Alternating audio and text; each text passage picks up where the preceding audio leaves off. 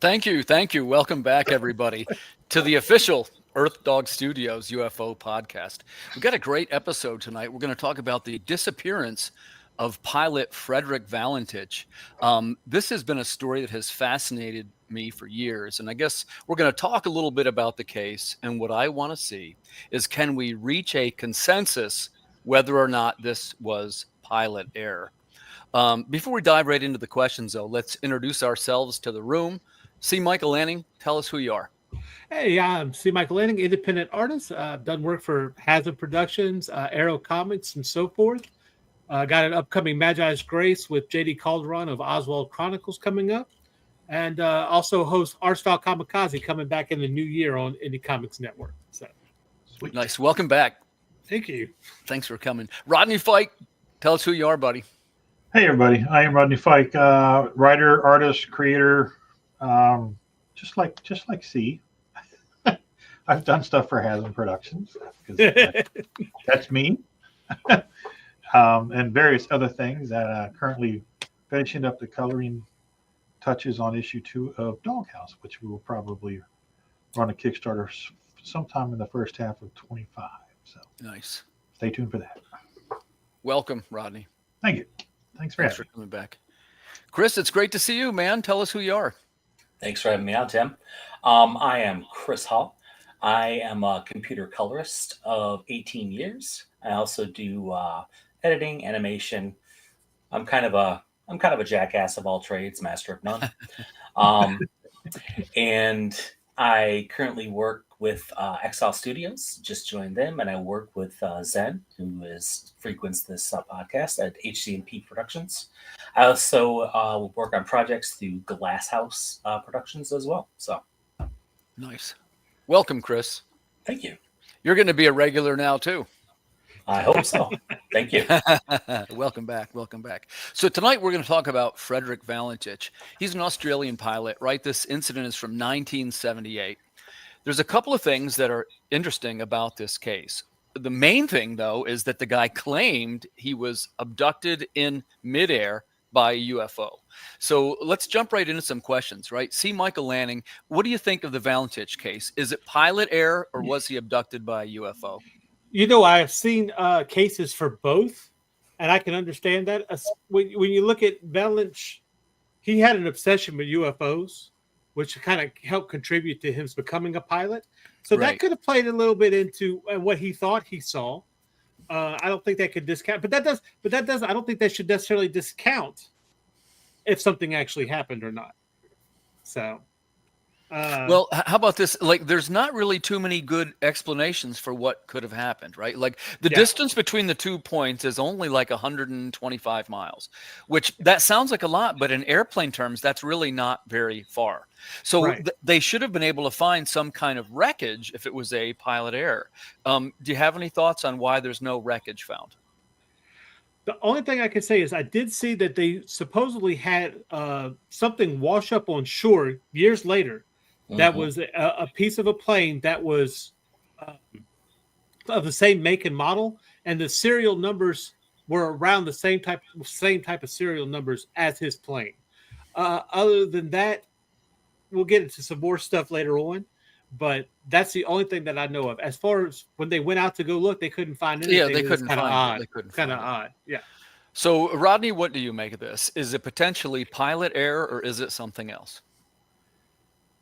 Well, I listened to the audio, and it doesn't sound staged. And then you get the background. Okay, he was obviously a UFO enthusiast, wanting to learn how to fly and get his license and all that. It's really, I mean, you could safely lean one way or the other comfortably, but I'm still wrestling with which side I choose to believe. It's just, I was kind of looking forward to tonight because I just wanted to. And you mentioned it has kind of this disturbing air traffic control transcript, right? And I'm going to put that up on the screen there, and we're going to talk about this. Chris, let's talk about the transcript a little bit. The first thing I'd like to start with here is a reminder for folks that maybe don't know. I got a couple of brothers in the Air Force, and these people are trained to be able to recognize not only all types of aircraft, but meteorological phenomenon. They're trained to recognize these things.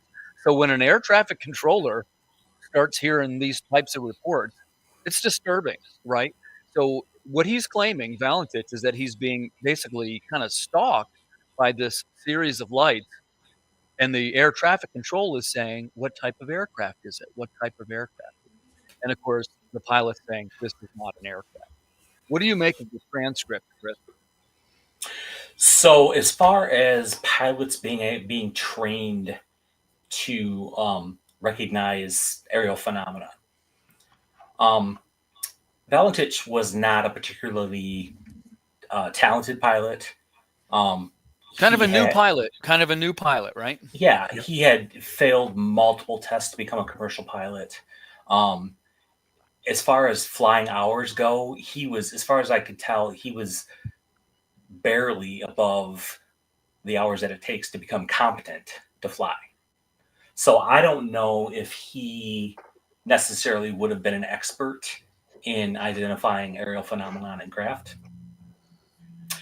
And I have strong opinions on this case. I think this is complete pilot shysterism.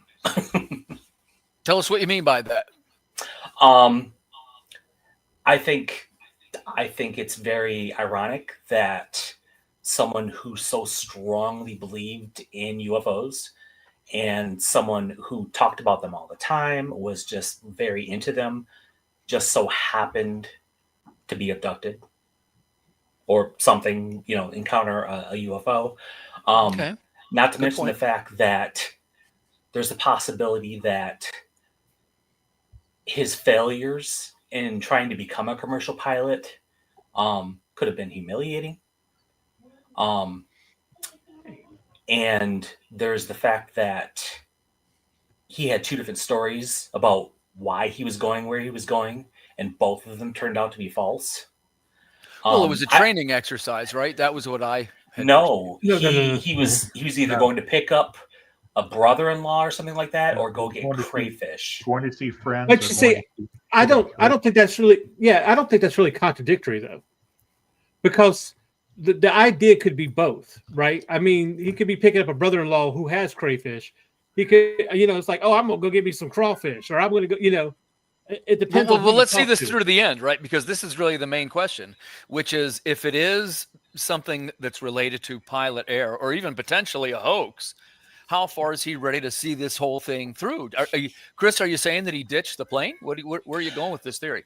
Well, so both of those sources were verified of why he was going where he was going, and turned out to be false, blatantly false, according to what I read.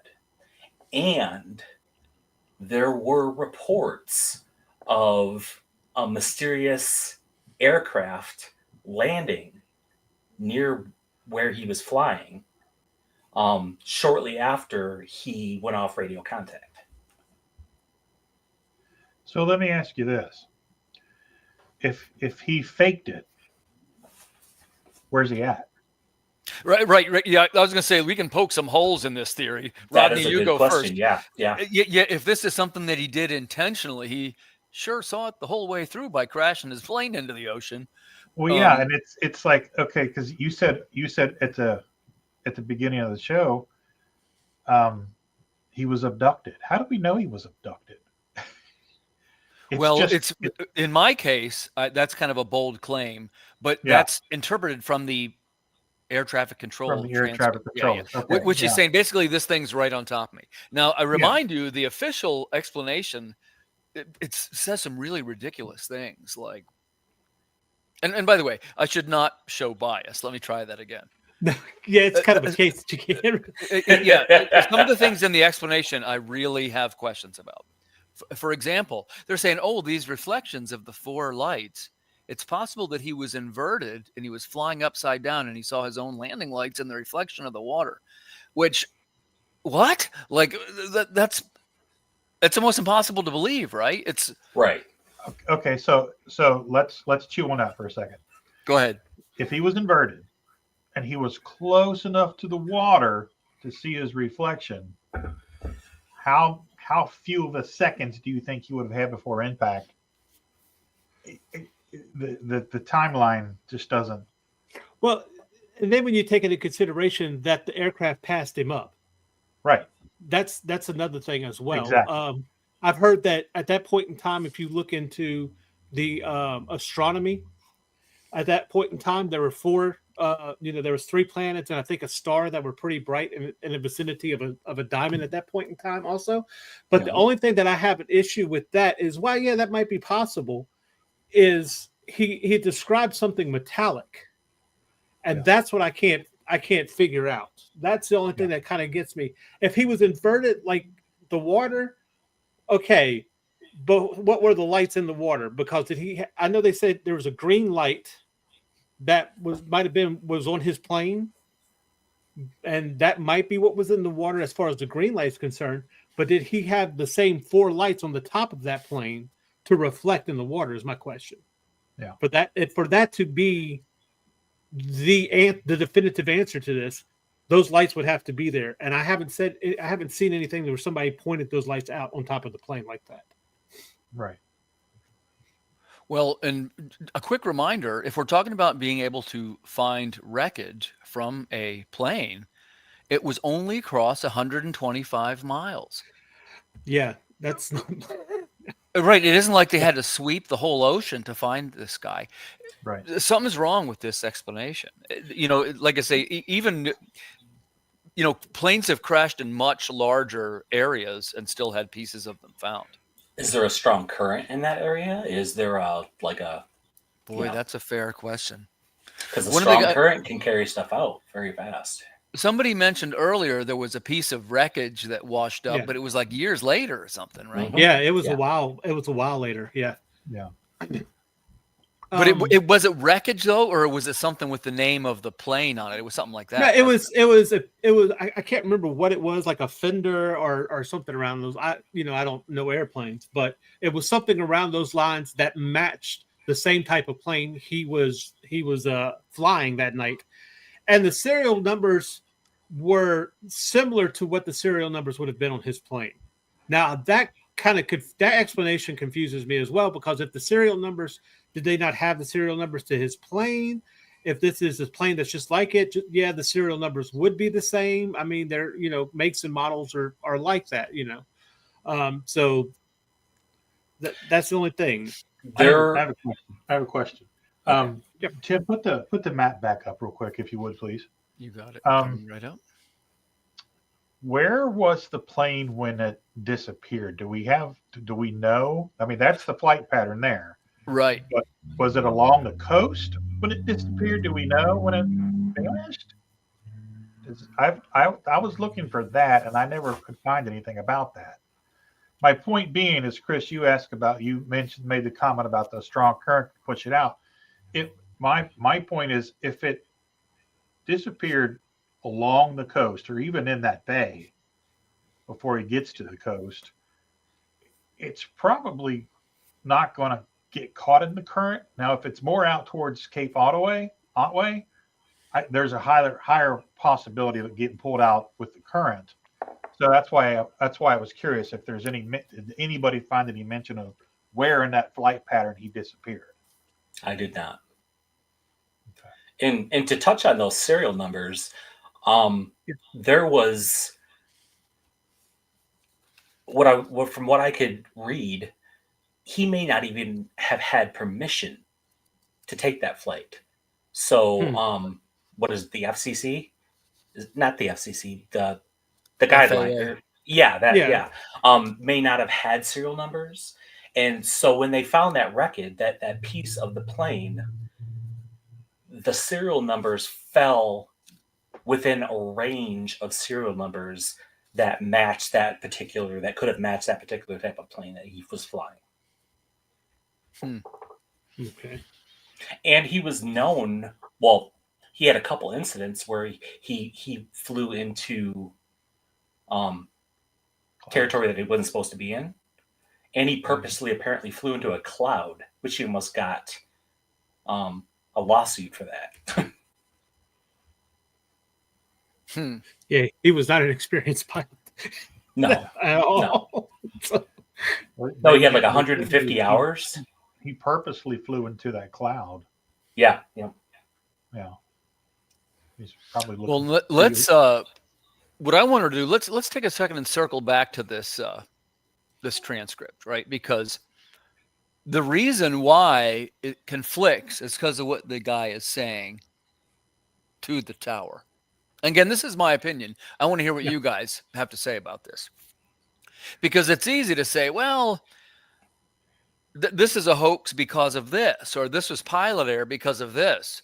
But the part that's on the record is what he said to the tower, and it's disturbing. Let's quick run through it, right? Unknown due to the speed it's traveling. Is there any Air Force aircraft in the vicinity? Tower, no known aircraft, right? Valentich, this is not a commercial airliner or anything. It's something else. You can tell when a pilot starts talking like that, he sounds a little frightened almost, right? Like, what do you mean it's something else? And here's my point. Allegedly, he'd be able to identify like a commercial airliner or a satellite or a shooting star or I don't know, a tornado, whatever kind of visual things you could be seeing. The aircraft is now hovering above me. It's about 300 feet long. Get an idea. Picture that in your head real quick. 300 feet long. It's about the size of a football field. Yeah. It's making a strange humming sound. Can you imagine being in your plane? This is where it starts to get weird, right? And like you say, let's say for a second, and this is where we're going to try and get some kind of consensus. Because let's say we believe that this Valentich fella was trying to make some kind of a hoax or do something, and he was UFO inclined by some of these reports. But that doesn't take away what he said on the record. And this is the part that, and by the way, he said this right before going missing forever. So if he ditched the plane, he sure sold the illusion, right? Right. But well, the last part here, he says, I'm starting to have trouble controlling my aircraft. It's hovering on top of me again, and it's not an aircraft. The last words. Did y'all read that this transcript was eerily similar to dialogue from Close Encounters of the Third Kind? Yeah, apparently it was, which had just come out that year. I'm just throwing that out there. I'm just throwing that out there. I was going to say, I'm a fan of Close Encounters. There is, I think I know which scene they mean where the guys are the pilots. I guess it could potentially be that. But curiously, they'd be the same year. Yeah. Because I'm pretty sure, isn't Close Encounters come out in 1978? I think it did. Yeah, it came out that year, it said. How about that? So I don't know. Again, to me, I think that if they would go through all that trouble of, sort of like this, basically a terrifying radio transmission, it seems too far the one way to be a hoax to me. And to me, I'm ruling out pilot error 100%. C. Michael Lanning, what do you think? Well, Close Encounters was 1977, so it came out the year before. Yes. Which could have been, there definitely could have been an influence. But if we're looking at his going off, how did he go off the radar? That's what I like. Okay, they're saying they didn't see any aircraft in that vicinity the same time he was there. If he made a hoax, he was an inexperienced pilot. He had a plane that he'd taken. Where did they lose him on the radar?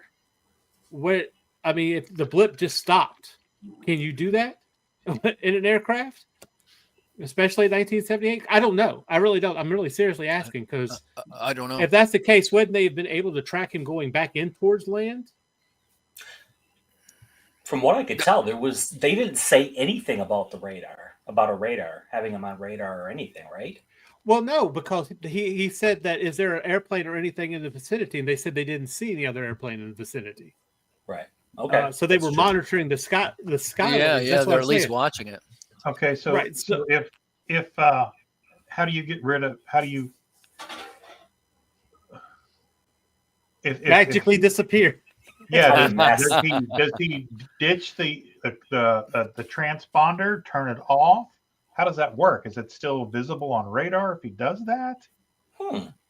And even if he does throw the transponder off the plane, don't they see the transponder trailing off into the ocean? Well, I mean, but if you could do that with a regular Let's commercial flight, we wouldn't have had the stealth bomber, right? I mean, yeah. that's kind of the let's switch tactics here a second. So if we have, let me think of a way to put this. It has to be one of two things. Ready? And actually, I'm asking you if it's one of two things, because you might say, well, there's this weird third thing that I hadn't thought of. But it's either A, he crashed into the ocean and no wreckage was found. Occam's razor, it's possible, right? mm-hmm. He said all this stuff for some reason. Let's say it's all unrelated for some reason, and then for some reason crashed into the ocean. That's number one. Number two, he was abducted in midair, right? It's either one of these two things. Is there a weird third thing?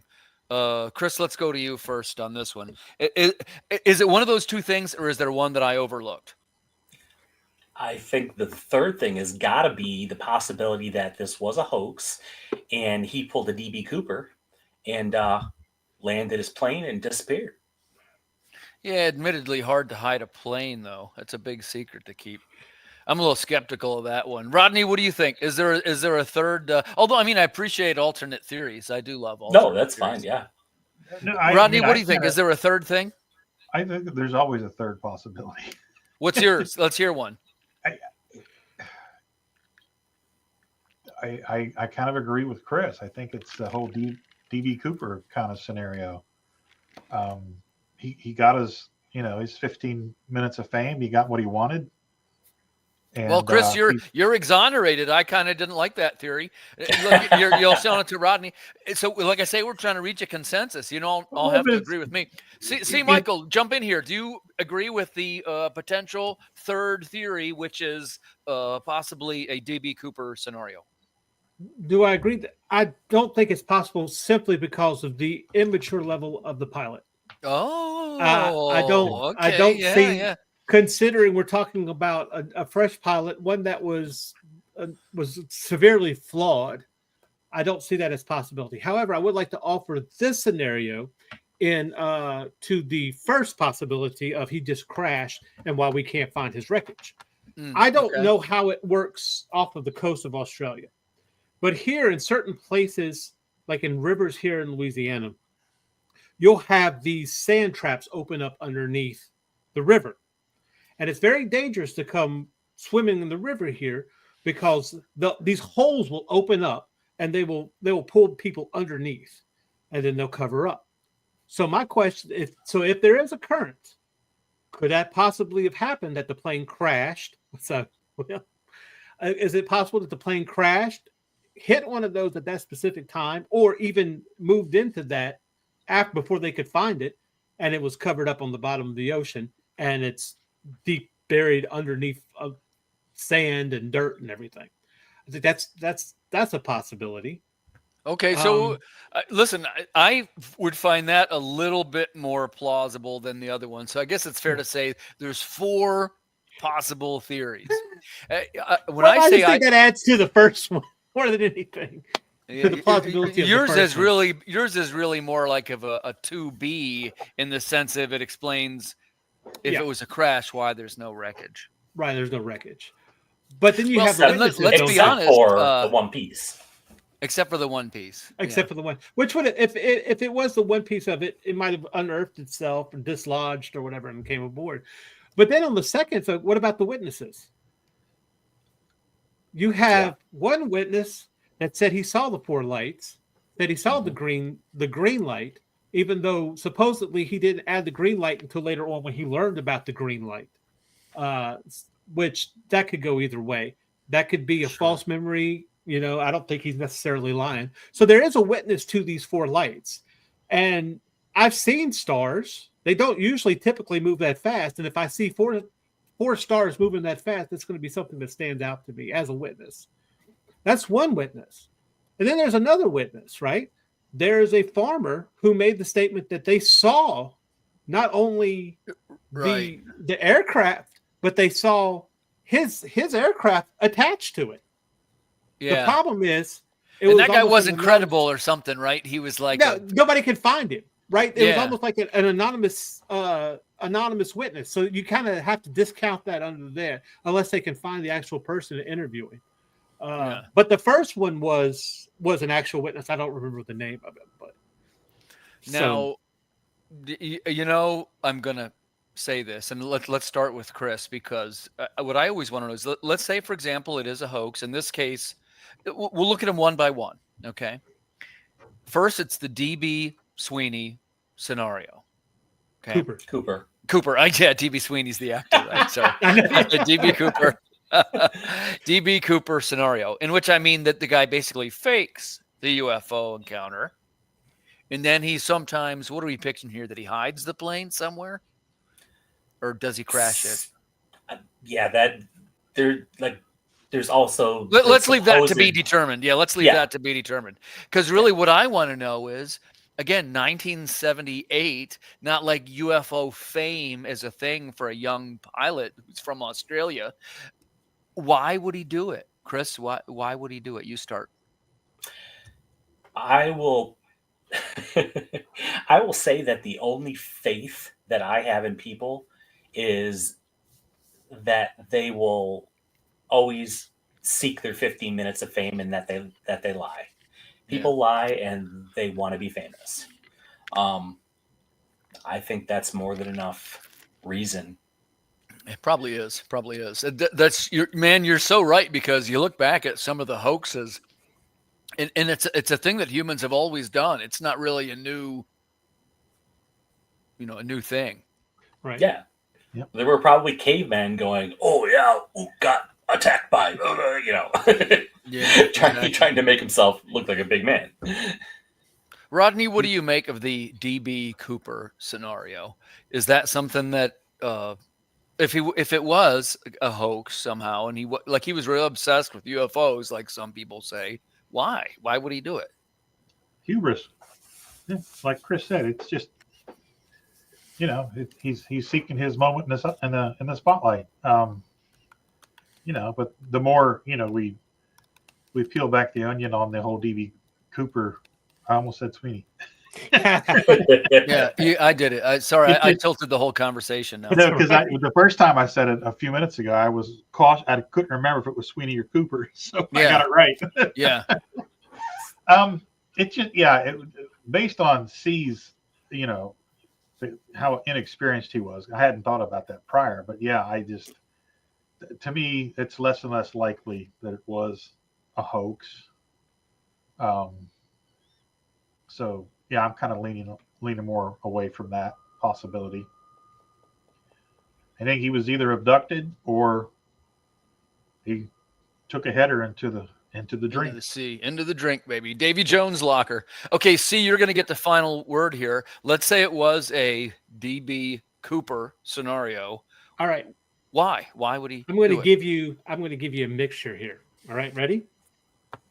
It started out as a hoax. Started off as a hoax. He was planning on coming back down. Something happened, and he lost control, and he crashed and got buried underneath. Current took him away, whatever the case is, and we're just seeing a perfect storm of everything. So yours is a little bit from column A, a little bit from column B. I think it's a possibility that he was to the point that he was trying to make it look so much like a hoax that he ended up taking his own life accidentally. I think that's plausible. Simply because that way he could go down in history if he landed that plane, that he saw something out there, and then he'd be interviewed and everything like all the other UFOs. that had been coming out at that point in time, and there was a 15 minutes of fame. However, he somehow miscalculated something and took a nosedive. It's a possibility. Only problem, like I said, though, is you'd have to take and count the witness.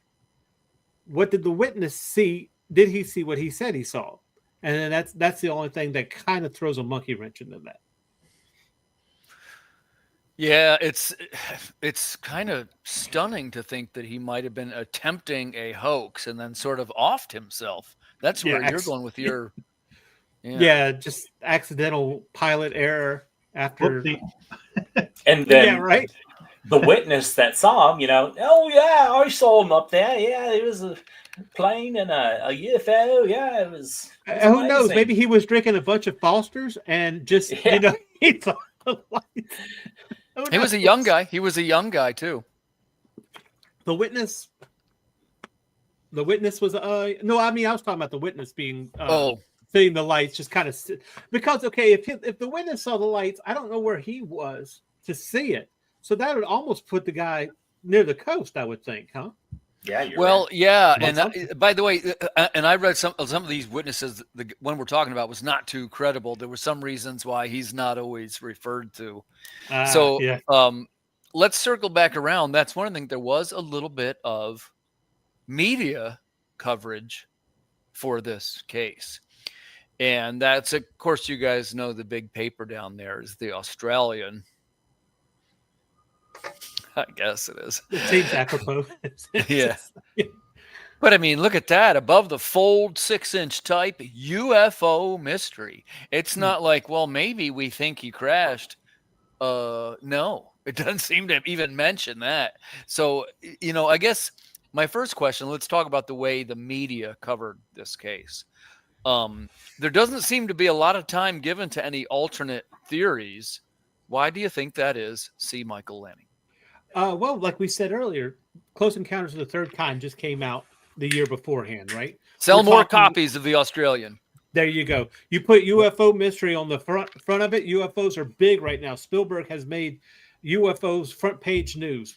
Stick that thing on the top of it. You're selling like, oh my gosh, could Richard Dreyfuss be right? That kind of thing. And I think that's quite plausible.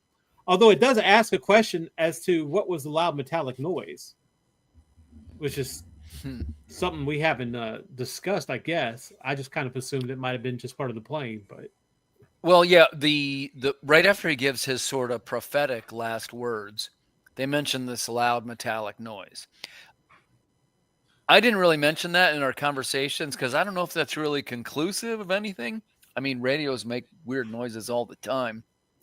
And UFOs historically don't make noise. So. Yeah. Well, what do you make of let's finish up the media coverage. Rodney, how about you? You notice, like I say, it's not like, well, possibly it was a crash. It's great big letters, UFO. What do you make of it, Rodney? I think it's just what C said. I think it's to sell papers.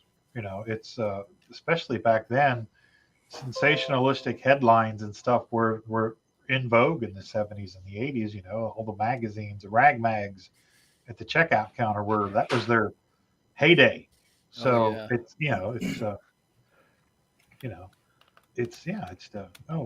put this on the cover and we'll sell 5 times as many this week. Yeah, definitely. And as far as the metallic sound goes, that could have been the sound of the wings being peeled off as he went into the ocean. Yeah. Maybe he was jamming to a little Metallica right then, and he just popped the cassette in. Chris, before we sign off on the media, I mean, what's your take on this type of media coverage? And really what I'm pointing out here, and I get it that we want to sell more papers. I get that. But it isn't, pilot missing. It goes right to the UFO mystery. Do you think that might be an irresponsible way to cover this type of missing persons report? So again, from the reports and the introspection that I read, the ufologists and the UFO people were spearheaded the paper headlines. They were the ones that drove the UFO theory. So they're the ones that push that so hard. So that could be another reason why they just like went with, oh, okay, well, yeah, it's going to sell papers and all these people think it's a UFO. So why not? Mm-hmm. I definitely would agree that that's some of it, but I don't know that. I mean, newspapers still have to have the veneer of truth, don't they? Not necessarily. Yeah, and speaking directly, I don't know the level of the Australian. Maybe it's Yeah, they will be cruising. put on the world map. Right, right. Well, let's take a look at the type of plane that this was. It was a Cessna, right, which is really kind of a little plane. Mhm. I'm not sure if that makes it more scary or less scary. I just wanted to point out that he mentioned that the object that was on top of him was 300 feet in length, and which is quite a bit larger than a Cessna. It would be dwarfed by that thing, really. Mhm. Yeah, I mean that's a football field, so that's huge. Yeah, the Cessna would be what, like 2 yards on a football field? Yeah. Yeah, something like that. That's a tiny plane. Yeah, probably maybe 15 yards at the most in length. So Cessna, 15 feet long, 20 feet long. Yeah, I'm something not like sure. Yeah. I was trying to figure out how he determined that it was 300 yards, but he said it passed him by too. So that. Yeah. Didn't he claim that it was kind of playing like tag with him? Like not tag, but it was like it would zoom away and then come back and it was like playing games with him, right? Yeah. Yeah. There was one comment who said it was hard to tell the size because of the rate of speed, which I guess kind of makes it seem like it was going pretty fast. So has anybody heard the audio? Because I heard the audio. No kidding. Please. No. I've read the heard audio. I didn't hear it. Yeah, I don't know where I was trying to find it. I don't know where I read it or heard it, and then I watched another video on YouTube where the guy said that the audio has been completely scrubbed from the internet. And I'm like, well, I just listened to it a couple of days ago. Prepping for this, and I can't remember. I can't find where I saw it, where I heard it. Why would it be scrubbed from the internet? Hey, I don't know, and I didn't have time to go look and see if that was true or not. But that was just the one video that I'd watched on that one. Which kind of brings me back to a point. We were saying about what I saw as proof of his being a liar, as far as where he was going is concerned, is where he was going wasn't informed that the plane was coming. That's what I heard was the reason why, right? Yeah. Okay. 2 reasons on that is if he did take the aircraft without knowing, he wouldn't inform anybody else, right? But another one is, are we sure that we're not dealing with some type of cover-up? Here we go. I mean, Now we're talking. If they scrub why would they scrub the audio from the internet? Or even the idea that they would scrub the audio from the internet if it was perceived as just being a pilot malfunction. Exactly. It's obviously a sign of a cover-up to me. You're thinking like government cover-up, see? It could be. I mean, it could very well be. If the thing about the metallic sound that gets me is I feel like I would have found somebody would have come out at this point in time and identified that sound, right? Should have been a sound that would be identifiable with the plane. That's one thing that gets me. I haven't heard anybody come out and say, "Oh, that metallic sound was probably the rudder." Maybe it was the Close Encounters of the Third Kind series of musical notes. Yeah. Remember that? Maybe it was the plane scraping the side of the UFO as it entered because they didn't open up the cargo bay big enough. I don't know. I'm just saying I didn't hear an explanation for what they thought the metallic sound was. The fact that they included it in there as being something suspicious is suspicious in itself. We only have a transcript, except Did you read the audio and the transcript at the same time, Rodney, or was it? Did you just No, listen to it? I just listened to the audio. I'm trying to find it again. Okay, but you didn't read it at the same time you were listening to it, right? Because I'm kind of No. wondering, is the transcript? Is there redacted parts of the transcript that we don't have? That we don't have? Yeah. I wonder what the Australian law on classification and things of that nature are concerned, or declassification and all that.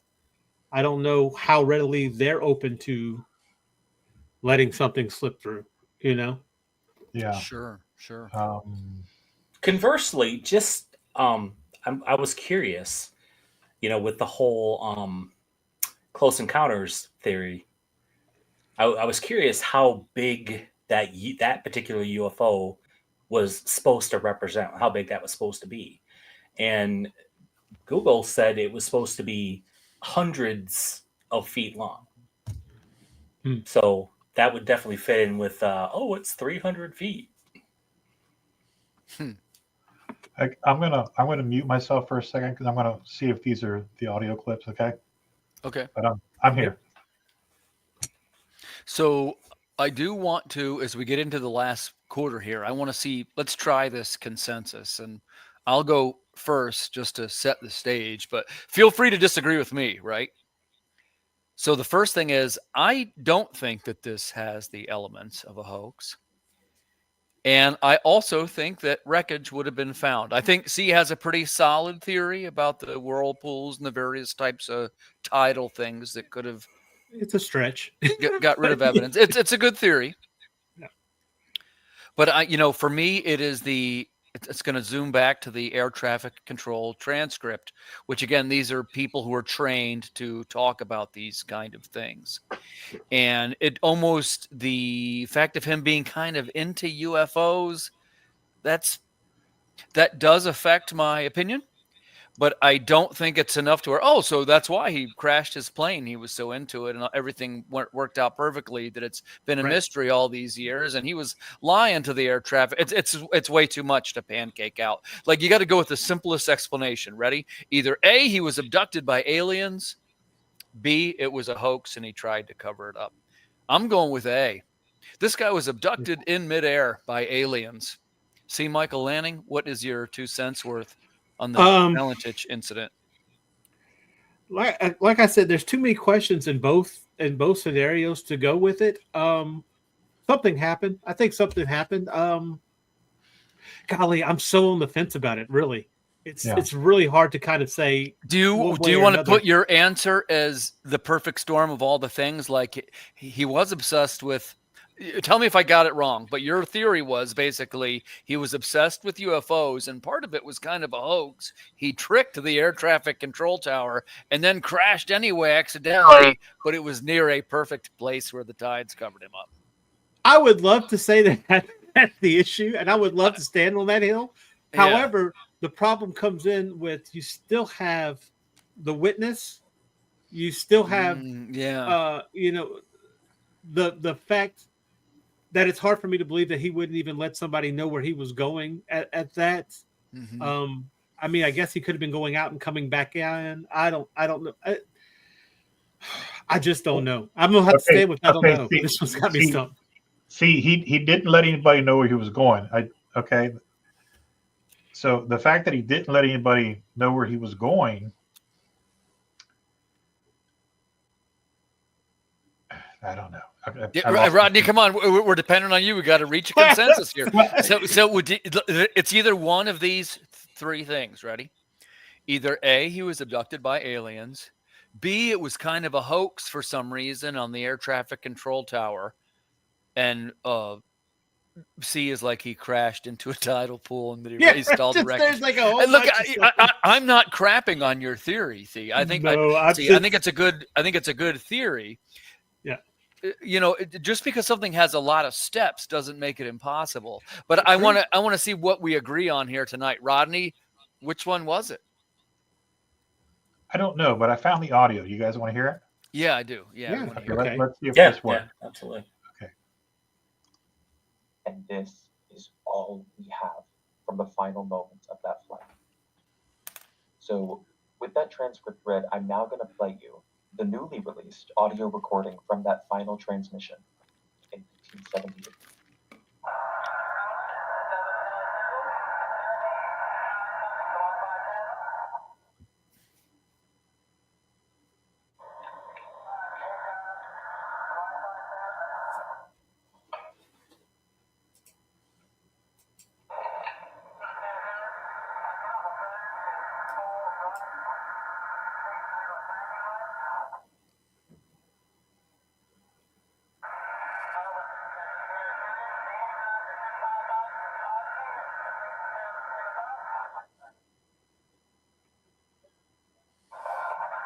Yeah, it's a little hard to hear.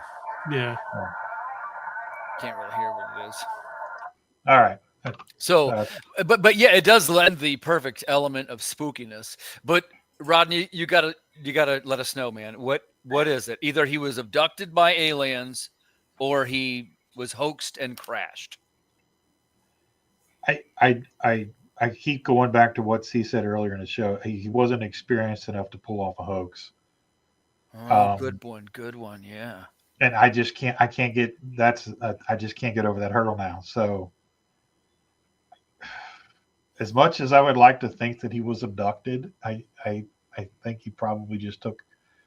He might have been up to some tomfoolery. Yeah. Which, But Rodney says he crashed. yeah. I'm gonna go with these. All right, got it. He's swimming with the fishes. Okay, Chris. Now we're back to you. The choices are it's one of three things: either A, abducted by Zeta Reticuli. Number 2, he was hoaxing the air traffic control tower because he was really into UFOs. And C is he crashed into the tidal pools. I really like C's theory of the perfect storm, man. Like the hoax and accidentally crashing, and just reports of any even modern aircraft of trying to find a modern aircraft. The currents pull that sucker at least hundreds of feet within an hour. So there's just a really, if he did have to ditch the ship, crash the ship, it's very possible that they could not find the ship. So I like C's theory about the perfect storm. Okay, that's a good theory. I buy that. Thank you, Chris. Okay, so C, I didn't get your answer. Listen, I'm the only one. I'm way out here on my own. I'm the only one saying this guy was abducted by. Tim, let me say this. If he was abducted, how did they find that piece of the airplane that was supposedly from his plane? There was two things I didn't work into my theorizing, and here's what my two objections were. First of all, thanks for asking that, because that's a fair question. Number 2, I didn't put the ground witness in because I felt that he was not a credible witness. And number 2, I didn't put the years later wreckage theory in because allegedly it wasn't really a piece of wreckage. It was like something with the name of the airplane on it. And there was some dispute as to whether it was actual wreckage. And like I say, it was supposedly like 10 years later or something silly. Yeah, like it was that. a long time afterwards. And so those two things are not in my theorizing. I'm taking my theorizing directly from terrifying air traffic control transcript and missing airplane. Those are my two biggies. And like the other stuff to me, and I'm not trying to swing anybody to my theory, but all the other stuff kind of doesn't matter. I'm telling you, if you're a pilot, I don't think you do put a hoax on the air traffic control people. That kind of thing is very rare when people do that, and especially in '78. I don't see that part. Unless he was smuggling drugs or some contraband. Well, that actually, to me, would be more likely than, like I say, there isn't much reason to, like, whatever shenanigans you were trying to pull with the air traffic control tower, there's got to be a more compelling reason to do that other than, well, what exactly? Hey, I'm going to make them think that. None of it adds up. Again, that's one man's opinion. That's why I want you guys, because we'll get all the Yeah, when, where, and why. Dan Peters, drop it in the comments. Was Frederick Valentich abducted by aliens, or was it something else? And see, it's still your turn, buddy. I talked over you. Go I ahead. don't know what I was hoping you forget, because I'm really having problems with this, because I'm thinking, yeah, you're right. Yeah, that piece of airplane might not be his, but however, if that one eyewitness is right, that he saw the plane smashed up against something else, it could have broken off and fallen into the ocean, and then that was Yeah, that's the thing. I didn't include that witness, although he would have bolstered my theory probably a little bit more. Yeah, But actually, I want to know. That's why I say I don't want you to take the witness out of your equation, because so your choices are either A, perfect storm, which was really, you're the first one to come up with that theory. And Rodney says that he crashed the plane unintentionally while up to some funny business. yeah. And I'm saying aliens snatched him up right in mid-transmission, screaming and kicking, just like in War of the Worlds. I don't think just because he is an UFO enthusiast that automatically discounts a witness. It adds question to it, but I don't think it automatically discounts a witness. So yeah, let's go with UFO. I'm gonna go with UFO. So you just Ladies and gentlemen, you heard it here first. Conclusive proof of UFO abduction. From the man in black and white, we have a verdict. Rodney, I got a question for you. Yeah, We couldn't hear the audio clear, but you could. Did he not sound really. Did he sound terrified at all? The one that I listened to the other day, yes, and it actually gave me chills because he wasn't screwing around. Because that could change my mind. If he was, Yeah. if he sounded Yeah, terrified, you can't fake I that. can't find it. I think I listened to it on my phone, and I But can't what find gets it. me is that piece that she showed us said it was newly re-released. Yeah, So it's like, And what did y'all the do? one that What did y'all take it and do to it? That's right. The one that I listened to wasn't. It was the original audio, so I can't remember where I saw Has it. anybody I think it looked was into on what my his phone. parents said? Like, say he was going to a brother-in-law or cousin or whatever the case is. Has any of his parents, because his parents were still, I think they're still alive, corroborated that, yeah, he had family there. That's what I'm wondering. And I feel like that's skirted around. Like, okay, he said he was going to see some family over there. Only thing that I heard that discounted that was Queensboro or whatever it was, said they never had any information that he was going to land there. But I haven't heard anything from the family. Has anybody seen anything from the family No. about this? And I got one hesitation too on, we tended to frame it a little bit tonight in the sense of, hey, this guy was really into UFOs, and almost to where he was like interested in it or obsessed even. When the reality is that might not have been the case. He might have mentioned something once in passing. Like he didn't have UFO posters hung up in his room or anything like that. This guy But he was had a an pilot. experience. He had an Apparently experience though. Yeah, go ahead, Chris. Go ahead, Chris. Oh, I was going to say, apparently, according to all the reports, he was a UFO nut, like obsessed. Yeah. Well, I heard that he had actually had an experience where he saw one. So I didn't hear that. Yeah, that's what I had read.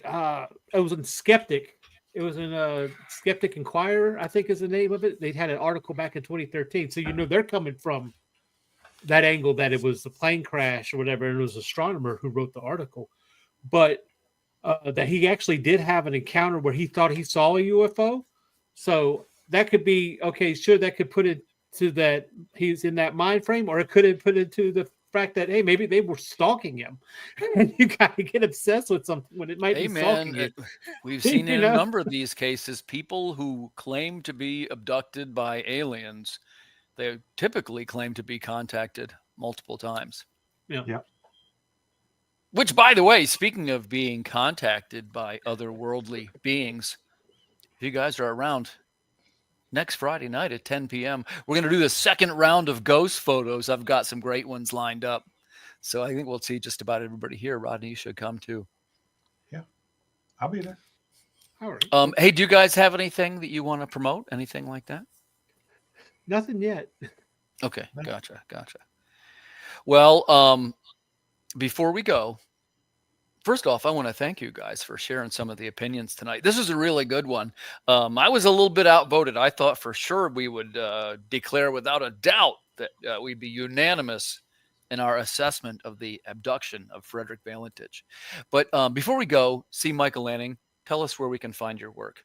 As always, on landingart.com, link you to my Facebook, anything on indiecomicsnetwork.com coming up, or not .com, I'm sorry, just landing Indie Comics Network on YouTube. The .com is a pain in the ass from what I understand.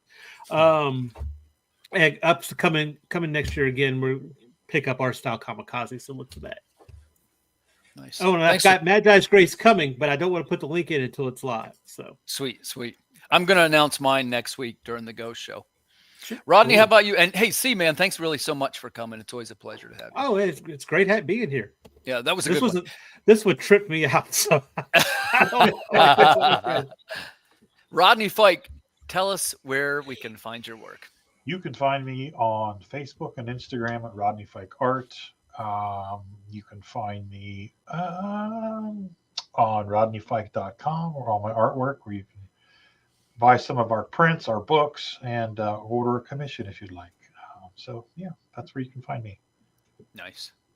Thanks, Rodney. As always, I really appreciate you. Thank you for having me. It's always good to be here. Chris, tell us where we can find your work, buddy. I am on Facebook, Chris Hall Fatboy. On Facebook, I'm on DeviantArt, also as Fatboy73. And on Glasshouse Productions site. So my work is there as well. And if you're interested in a colorist or video editing or animation, anything like that, you can contact David Campiti at Glasshouse Productions. Nice. Thanks so much, Chris, for coming tonight. It was fun. Thank you. Yeah, man. Thank you for having me. I really appreciate you guys sharing your viewpoints. To the viewers, man, thanks so much for tuning in. This is our 5th episode, if you can believe that. And I'm really thrilled to be making these for you. Tune in next week. That's at 10 p.m. Eastern. We're going to be doing ghost photos. That's going to be a lot of fun. Other than that, we'll look forward to seeing you guys next week. Good night, everybody.